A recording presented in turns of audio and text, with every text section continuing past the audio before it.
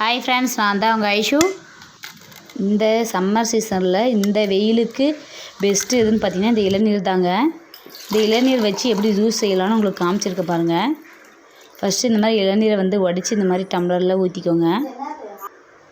இதில் பார்த்திங்கன்னா நம்ம வெட்டி பேஸ்ட் எடுக்க போகிறோம். உள்ளே இருக்கிற தேங்காய்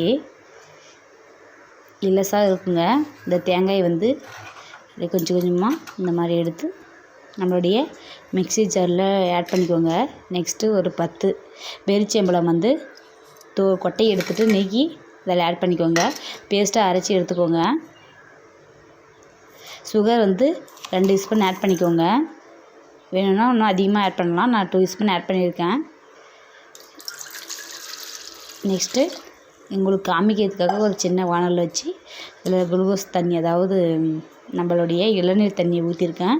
நம்ம பேஸ்ட்டாக அரைச்ச இந்த இலசு தேங்காயையும் நம்மளுடைய பேரிச்சம்பழத்தையும் அரைச்சி பேஸ்ட்டாக அதில் ஆட் பண்ணி மிக்ஸ் பண்ணியிருக்கேன். நெக்ஸ்ட்டு பப்பாளி நம்ம மரத்துலேயே பழுதுதுங்க. இது ரொம்ப நல்லதுங்க. இது கட் பண்ணி ஒரு 2 பீஸ் இதில் ஆட் பண்ணியிருக்கேன். எல்லாம் மிக்ஸ் பண்ணி விடுங்க. டேஸ்ட் வேறு லெவல் இருக்குங்க. டிஃப்ரெண்ட்டான டேஸ்ட்டு. இந்த வெயிலுக்கு இதமான குளுக்கோஸ் குடிக்கவே தேவையில்லைங்க. இந்த மாதிரி கார்போஹைட்ரேட் சேர்ந்த குளுக்கோஸ் இளநீரை குடிச்சு பாருங்கள். ரொம்ப டேஸ்ட்டாக இருக்கும், சுவையாகவும் இருக்கும். இப்போ பாருங்கள், நம்மளுடைய இளநீர் ஜூஸ் தயாருங்க.